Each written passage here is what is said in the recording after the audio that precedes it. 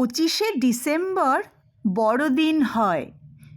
উৎসবের আমেজ ছড়িয়ে থাকে পুরো জগৎময়। সান্তাক্লজ এসে অনেক উপহার দিয়ে যায়। কচি কাচাদের তাই খুশির অন্ত নাই। গির্জাতে জ্বলে প্রদীপ, কাসর ঘণ্টা বাজে। পুরো শহর সেজে ওঠে রঙিন আলোর সাজে। রকমারি কেক আর সাথে অনেক খাবার থাকে। উৎসবের এই মরশুম সকলকে আনন্দে ভরে রাখে। গির্জাতে আসে মানুষ, প্রার্থনা করে যায়। প্রভু যিশুর আশীর্বাদ সবাই সেদিন পায়।